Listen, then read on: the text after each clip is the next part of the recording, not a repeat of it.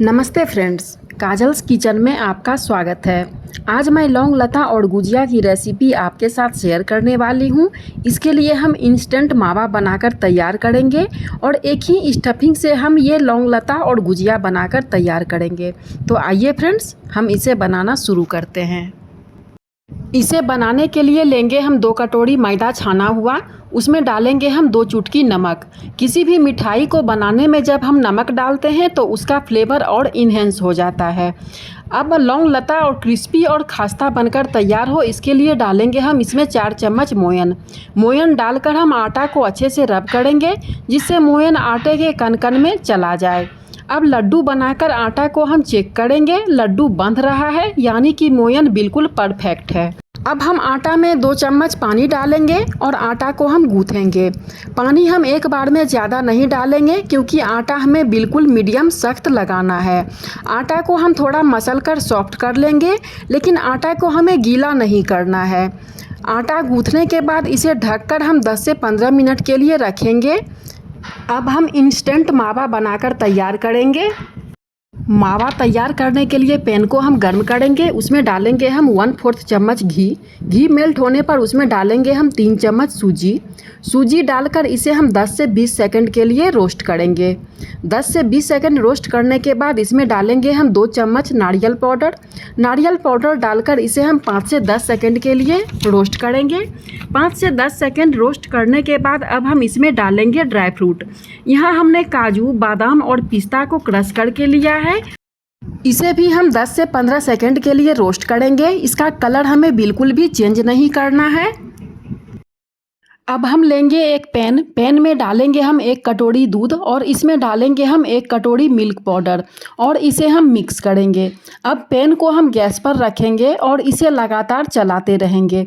धीरे धीरे यह गाढ़ा होने लगेगा, इसे हमें लगातार चलाते रहना है। अब इसमें ऐड करेंगे हम रोस्टेड सूजी, ड्राई फ्रूट और नारियल पाउडर जिसे हमने रोस्ट करके रखा था।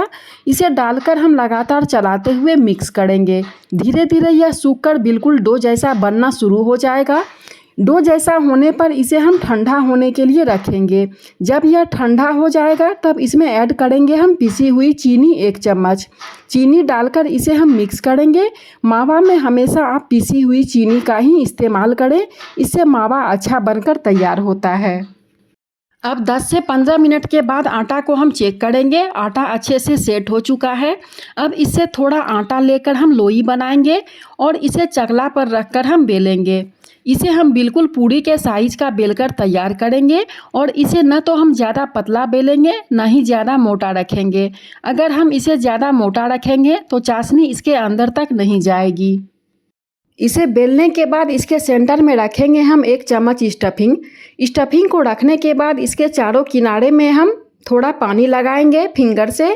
पानी लगाने के बाद एक फोल्ड उठाकर हम इस तरह से रखेंगे और इसे हम दबा देंगे और ये दूसरा साइड वाला इसके ऊपर रखेंगे और इसे हम प्रेस करेंगे जिससे यह अच्छे से चिपक जाए। अब इसे हम पलट लेंगे। पलटने के बाद इसके दोनों साइड में हम थोड़ा पानी लगाएंगे और इसे हम फोल्ड करेंगे। पहले हम एक पोर्शन को फोल्ड करेंगे, इसके ऊपर हम दूसरे पोर्शन को रखेंगे और इसे हम अच्छे से चिपका देंगे।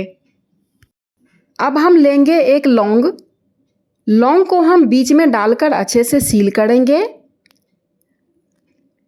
ये हमारी लौंग लता बनकर तैयार हो गई है। सभी लौंग लता को हम इस तरीके से बनाकर तैयार कर लेंगे और आप देख सकते हैं कितनी अच्छी शेप आई है लौंग लता की। अब हम इसकी चाशनी तैयार करेंगे। इसके लिए लेंगे हम 1 कटोरी चीनी और 1 कटोरी पानी और इसकी हमें चिपचिपी चाशनी तैयार करनी है। चाशनी में जब उबाल आने लगेगा तब इसमें डालेंगे हम ऑरेंज फूड कलर डालकर इसे हम गाढ़ा होने देंगे। धीरे धीरे चाशनी में उबाल आने लगेगा और थोड़ी देर में हम चाशनी को चेक करेंगे। चाशनी चिपचिपी हो गई है, हमें ऐसी ही कंसिस्टेंसी चाहिए चाशनी के लिए। अब हम गुजिया बनाने के लिए फिर से लेंगे एक लोई और इसे हम पूरी के साइज का बेलेंगे। पूरी के साइज का बेलने के बाद अब हम लेंगे एक गुजिया का मोल्ड के ऊपर हम इस पूरी को रखेंगे और इसके किनारे में हम पानी लगाएंगे। पानी लगाने के बाद बीच में हम 1 चम्मच स्टफिंग को रखेंगे। स्टफिंग को रखने के बाद इसे फोल्ड कर हम प्रेस करेंगे। अच्छे से प्रेस करने के बाद इसके साइड वाले भाग को हम हटा देंगे। इस तरीके से हम गुजिया बनाकर तैयार करेंगे।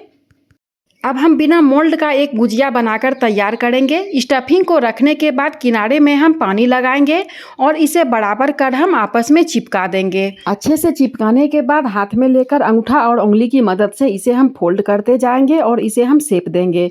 इस तरह से हम सभी गुजिया को बनाकर तैयार कर लेंगे। अब इसे फ्राई करने के लिए तेल को हम मीडियम गर्म रखेंगे। मीडियम गर्म तेल में ही हम लौंग लता को डालेंगे।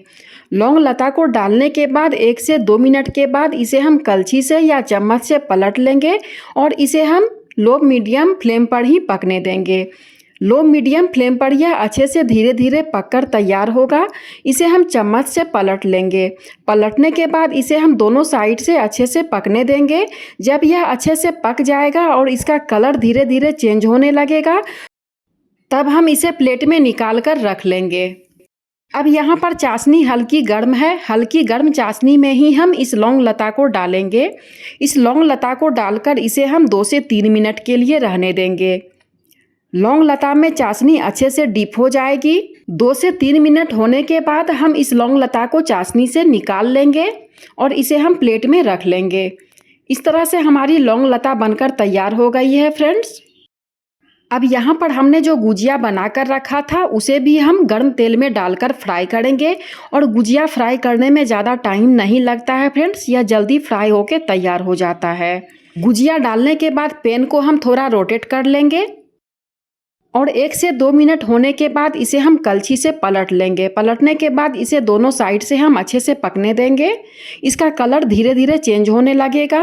कलर जैसे ही इसका चेंज होना शुरू होगा, इसे हम निकाल लेंगे प्लेट में। इस तरह से गुजिया बहुत जल्दी बनकर तैयार हो जाता है फ्रेंड्स। इसे बनाने में काफ़ी कम समय लगता है।